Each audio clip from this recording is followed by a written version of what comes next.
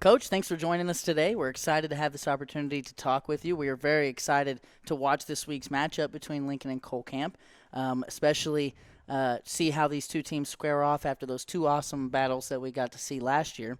Before we jump into that matchup and the history of the game and all of those things, I'd like to give our audience an opportunity to know a little bit more about Coach Drehle. So when you're not coaching football, what do you like to do? How do you like to spend your time? What are you doing? Well, right now, got a couple Labrador retrievers that we're training and trying to get a little bit of a kennel going, and enjoying that an awful lot. In fact, I've got a hunt test this weekend that we're preparing for also. Very cool. So, going back to coaching football and the commitment that it is, not only in the long season that football is compared to some of the other sports, but then the commitment that it is in the off season. What keeps you motivated, being in it so long and having the turnover? You graduated a big group, but that's not new. You graduate groups all the time. What keeps you motivated year after year to keep coaching? It's the teaching. It's watching the kids grow up. They come in and they're 14, 15-year-old young men or young boys, and watching them grow into young men and watching them change. The class that just went out. I got them about the same time that we're getting these sophomores, and they go from being, kind of meek and quiet to being young men who know how to advocate for themselves and to talk and to do things, and that's the fun part about it. And we tell them all the time, the goal is that we build a relationship of trust where they trust us enough to come and have conversations, and then hopefully in the end there'll be guys that come back and we can we kind of have more of a friend type relationship, and they can come back and enjoy being around the program. Yeah, very cool. So, this is kind of a hard question to ask. It may not be something that you think about or care to talk about a lot, but being that Lincoln isn't your only stop and you've had a very good, successful career as a coach, when you think about your impact, I hesitate to use the word legacy, but your impact or your legacy on Lincoln's community and Lincoln's football program, and then maybe even take us to a bigger place with your entire coaching and football career. You were a successful player as well. When it's all said and done, what do you hope that looks like? It's a big question. Yes. But one of the things that, when I have conversations with my sons and I have conversations with kids and people, it's the older you get and the longer that you're away from a particular season or a particular group, you don't remember scores. You don't remember plays. What you remember are the relationships. You remember how those kids changed and grew together. You think about how close they became, and that's the goal. Is you want a group of kids, you're trying to get somebody to commit to a common goal, and that's not easy, especially today when everybody wants to be the guy, the star, whatever it is. In our society, we always want to tear things apart. We want to highlight the negatives, and what we're trying to get you to do is just the opposite. We want you to commit to doing something together and being able to give or sacrifice a part of yourself to make that whole thing better. And those are the things that you remember. You remember watching those guys change, because there's a point in that time frame with all of them where it clicks. It's just an aha moment. They get it, and that's what keeps you going. I mean, and then that's the piece that if we get there and we build those relationships, those kids come back. And what's fun about it is I've had a couple of former players come in and speak to our team this year about leadership and positive leadership and that kind of thing. And the thing that I tell our kids now is when those guys come in, the conversations I have with them, it's like we picked up and we were having a conversation yesterday. And those are the kind of relationships that you want to have. Well, that's a great answer. Thank you for that. Folks, we'll be right back when we'll be talking about the game a little bit more. Stay with us. Spooky Bear's Shirt Shack is a one-stop shop and apparel brand that has one goal in mind: to bring your vision to life. Commissioning custom printing shouldn't be hard. Make it easy at Spooky Bear's Shirt Shack. Located just south of Lincoln on 65 Highway, stop in, visit their page on Facebook, or give them a call at 660-776-2021. So, Coach, I know that the common mentality for football or any game really is to try and approach every game the same way, whether it's you're in a rivalry game or you're in a week 2 matchup against somebody that you play once every 5 years or whatever it is. That's the common thing that you hear. With that being said, I've been fortunate enough to be around this game in a meaningful way for about 10 years as a player and then as a coach and as a fan in between, and now a fan and commentator again. And I can personally say it's a lot of fun. I think for both communities, I think the kids really enjoy it. What does this week differ at all in any way? I mean, like you said, you always want to say that it doesn't, but it does. I mean, the kids focus a little bit more, and the communities get excited about the ball game, and it doesn't. In a game like this, you throw out records. Right. I mean, records don't mean anything, and you go out and you play. You play for 48 minutes, and the deal is getting the kids not to get too high or too low. We want to concentrate on the next play, because once one happens, the only thing that matters is the next one. Right. Whether it's good or bad, and if we can live in the moment and do those things, then you have a chance. And that's throughout the season, you build for games like this. You build for games where you have the rivalries. You build for games that are in the playoffs and those kind of things. And the idea is that you create a mentality of we focus on what's next. And if you can do that, then you have an opportunity to be successful. Very much so. So I'm curious to hear your perspective, being somewhat of a newcomer, I guess, to this game, but surely throughout your years of coaching, you had other rivalry games at those Sure. schools. Can you take us to any of those places and how this one maybe compares to those, or, is there a comparison?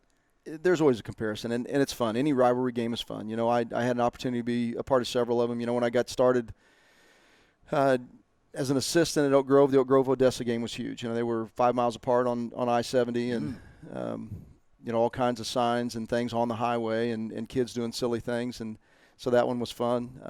When I went to Fort Zumwalt West and Fort Zumwalt South were 2 miles apart on Mexico Road. Obviously, that's a huge rivalry. Then when I went to William Chrisman as a head coach, the William Chrisman-Truman game, they called it the wagon wheel game. That was a lot of fun. It was right on Nolan Road. Both teams are set on Nolan Road about 3.5, 4 miles apart, and the Rotary clubs got involved, and they had the wagon wheel trophy. That's where that came from. So obviously that was a lot of fun. And then, when I was at Blair Oaks, the California Blair Oaks game was always a big one. And any time that you can play a meaningful game and it being a rival, it's hard to beat. It's kind of what gets you going. It gets the blood pumping. You get the cool air. You get the grass clippings and get that stuff cut. You get the barbecue smoke and a little band music, and if that doesn't get your blood pumping, then nothing does. Oh, man, you're speaking my language. You are speaking my language. So let's look backwards and let's come back to the Lincoln-Colcamp game for just a second. So since 2010, 2011, this will be the 16th varsity football matchup between the two clubs or two schools, and lately it feels like those margins have been pretty thin. Right, we've seen a lot of close battles over the last few years. In fact, since you've been here, in the last 3 seasons, there have been 5 matchups, highly anticipated, pretty competitive matchups. 3 of those sent someone home, right, that ended a season. So we won't have that this year with the way that things have been shuffled around. Luckily, the regular season game is alive and well. And one thing I think that a game like this, I'm interested to hear your perspective, but I think it's cool that you can have those emotions and you can have that, I don't know if pressure is the right word, but you have this amplified game, and yet it's a regular season game. So it kind of simulates possibly what you see in the postseason, those feelings that you have when now your season's on the line. Is there anything there? Sure there is. I mean, that's the whole deal is it gives you an opportunity to put the kids into a situation where there's going to be a crowd, there's going to be noise, there's going to be a lot of things that hopefully that you're able to achieve later on, and so it kind of gives them an opportunity to experience it. We've got a lot of young kids that haven't experienced anything, and Right. for them to go out in this type of environment is a great learning experience, and it should be a lot of fun. Absolutely. So, Coach, do any of I alluded to earlier the 2. I don't know if you want to call them epic, but I'll call them epic. The 2 battles from last year, they were very fun. You think back to the year before that, you also had 2 pretty good battles. Do those, obviously when you play twice within a season, that's a different beast. But when you, coming into this year, is there any carryover from any of those, any hangover, anything like that? Or is each game its own contained experience? Each game is its own contained experience. The thing is, we're not playing the same kids that Right. were there last year, and they're not playing the same kids that were here last year. So it's 2 totally new groups. The uniforms and the names and everything may be the same as far as the logos and all that, but it's 2 entirely new groups of kids. And what you hope, and I'm sure Coach Shear is saying the same thing, is that, the young kids over there want to be a part of that game and part of that rivalry, and I know our kids did and do, so they're excited for the opportunity to play. So you mentioned not being the same kids and the same, it's the scouts different. Kind of that leads me into my next question, and it's their philosophies may not be wildly different, but the schemes are different from last year as well, right? Can you talk about it, what you expect to see out of them schematically? From them, they've returned a few linemen. They've got some big old kids. Gentry is back there at quarterback. He's a tall, lanky kid, throws the ball a long freaking way. Harrison is the fastest kid in the state of Missouri in our classification. That's right. So, those kids are going to make plays, and the Strathman kid is going to make plays. And right now his name eludes me, the little fullback linebacker they have, number 2. He's done a great job. Rodriguez, maybe? Rodriguez, I think that is correct. He's aggressive, and, he runs hard, runs behind his pads, and got great balance. I'm assuming that he's a wrestler just because of the way he's built and the way that he runs. Wrestlers are always known for their balance, and you see that when he runs the football. And, I think they're going to line up and try to run over us. Everybody's done it all year long, and unfortunately they've been successful. And we've had 2 pretty good weeks of practice. I think our kids are in a better place than we were 2 weeks ago, and we're a little more healthy, and hopefully we'll be ready to go. Do you think that having that extra week to get healthy, and you kind of had some guys on the mend, do you think that will help a little bit, just being fresh for this? I think being fresh, and we're going to have a little bit of depth. Our kids have been doing everything. Right.